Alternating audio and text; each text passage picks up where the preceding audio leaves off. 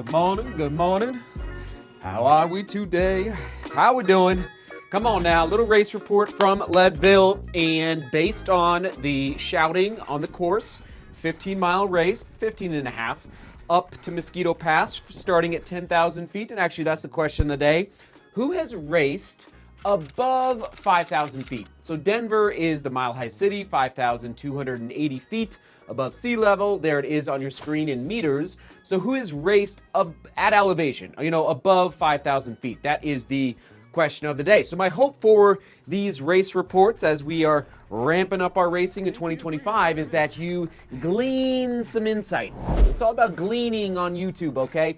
And based on everyone shouting, butter my bread, DGR strong, all these great, studio sayings that we have here, it sounds like a lot of people are watching past years' race reports on the Leadville Heavy Half and Marathon, actually, because I've also gone up. I've never raced the Marathon, but I've gone up there and filmed it.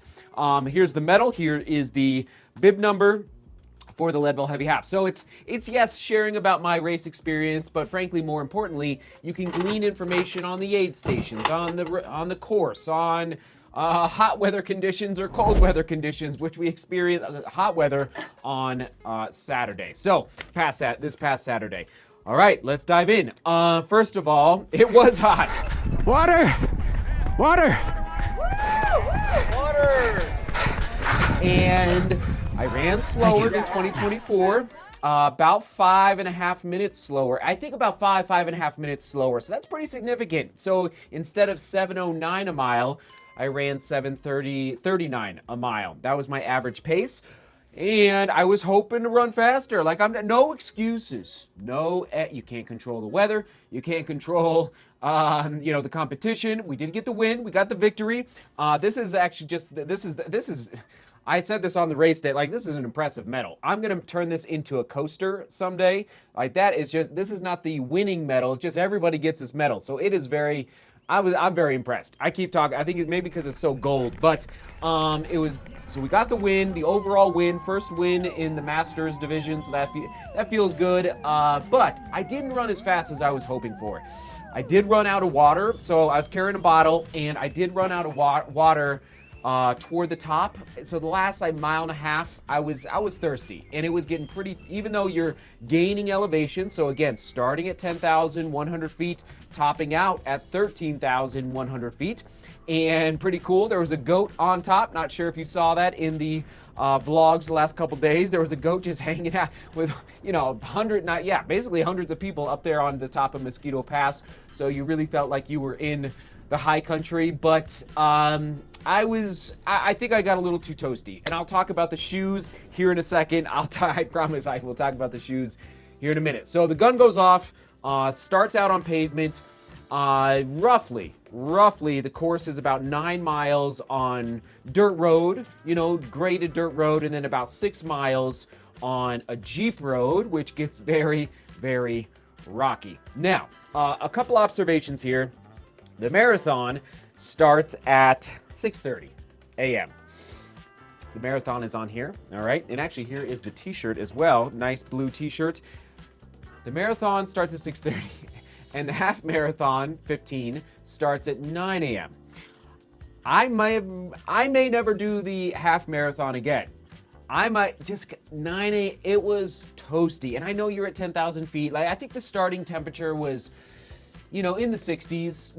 I think by the time we finished, it was in the, close to the 7. It just was warm, and it's a dry heat, so you really got to keep hydrated. So here's the t-shirts. I don't know. I might just I might go for the marathon next year just because of the start time. I don't love that heat if I can avoid it. All right. But that's okay. That's just an observation you might want to think about if you are considering this race. Also, small observation, and I did confirm it in the results, more finishers this year. And I love that, the race is very popular. So a lot of the people are training for the Leadville 100 later in the summer. So they're doing this as, tune-up races and training motivation for the Leadville 100, which is great. But it was busy. It's just busy, so just be aware. And a lot of people with poles, which is fine. but you just got to be you're just negotiating. As you can tell, this is why it's fun to wear the camera, so you can really get that in-person experience of what it feels like going up the mountain, and frankly, more importantly, the strategy of going down the mountain. You just gotta be alert all the time. And it felt, and I confirmed it in the results, by what I could tell, there was, about 100 more finishers this year than last year. So it just felt extra busy. And at one point I just said, all right, I'm not going to break, my time from last year, or my brother, who has the course record. Shout out to Joseph. He has the course record. I'm just going to get off the mountain safely. And at that point, I also was about, this is a good point. I was about a minute slower to the top this year than last year. So just good to know. Good for me as I continue to train for the rest of the summer and what the work I need to put in. And again, no excuses. No excuse. I'm just communicating what it was like up there. And all I do is I use it for motivation. That's all. That's the key. Is like, all right, I was a minute slower. No excuses. Let's go. Let's put in the work to make sure we get better moving forward, not get worse. All right. That's just how I think. That's how I operate. And I know where I'm at now. Okay. So no excuses. I'm just trying to think on the rest of the course. So, okay, in the shoes. Basically, it was fun. It was a fun race. It was a train-through race. Didn't really taper for it. It just a little mini taper. And I just wanted to try something different. And sure enough, I did. Took out an old shoe from the archive. Remember, I was debating, and there it is on your screen. I brought up all the shoes. So here was the thought process. Basically, all of my Pulsar 3s, I have 3 or 4 pairs, they're all dead. Meaning, I trained in them, FKT'd in them all last summer, 2024, and the midsoles are pretty much shot. I still might use them a little bit this summer, so that's one reason I didn't use the Pulsar 3, all right? The OG, and a lot of people said, Seth, you got to take this guy out. What you didn't know, or what you don't know, is that the midsole is dead as well, because this shoe is 4 years old, so it's been sitting in the basement, maybe in the garage, now out here in the studio.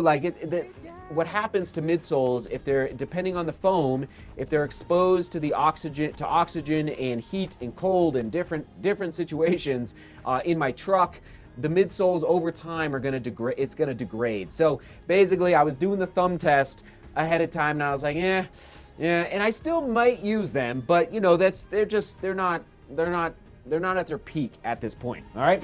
Next, On Cloud Ultra Pro, my basically favorite trail shoe of 2025 thus far. Love the shoe. Felt a little heavy, and just felt a little heavy for race day. All right, about almost 8.7 ounces if I'm not mistaken for this guy. Feels good. And not the craziest of grip. It would have done the trick though, of course, because I was not afraid. The reason I went with the Endorphin Pro 2, which you might be asking, well, Seth, that midsole must be dead as well because it's such an old shoe. That's true, but guess what? Saucony's midsoles, I love Saucony's midsoles, and it's a wider base than other carbon fiber plates road shoes out there. So that's why I was not, and I'm looking at this outsole. It does not look beat up at all. After taking it up and down Mosquito Pass, I didn't slip, I didn't trip, I didn't roll an ankle. Would I race in it again? Probably not. And the reason I didn't take the Pulsar 4, it had just arrived, so I hadn't really had a chance to jog or break it in at all. It's gotten bigger, it's gotten heavier. Don't love that Solomon. So I will use this shoe. Honestly, you know what? I'm gonna get on the computer tonight and start looking for Pulsar 3s and order more of those. We've talked about this. It's like some shoes evolve and not necessarily for the better, in my opinion. All right, I will test it. It's fine, but it's like if this is a racing shoe, I don't know the direction they're going. Maybe they're leaning more toward ultra running, which is fine, but it's like I don't do ultra running right now. Or ultra racing, I should say. Anyway, that's the rationale. It was more of a fun train through race, and let's see what a road shoe could do going up the mountain, and it did fine. Would I do it again? Probably not. But we still pulled out the victory, which is always good. checking off some of those running goals for 2025.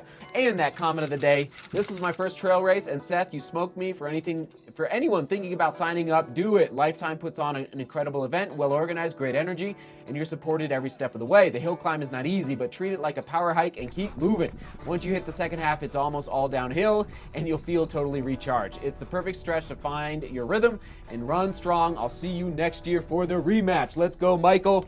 And onward we go. It was a good day. I could talk more. Hopefully the footage, the goal is like the footage tells the story. So as you're thinking about, your 2026 racing season, and just know it's not really a trail race. It's more of a road race. It's a road to dirt road to Jeep road. Okay, so it's not quite a trail race, but it's fun. It's really, and it is good crowd support along the way. And hopefully it's a little cooler next year. That would be nice. All right, onward and upward. We will toss it to. I probably should make a Leadville playlist at some point, but we'll toss it to another Leadville blog right there. All right, see beauty. Work hard and love each other. See you tomorrow.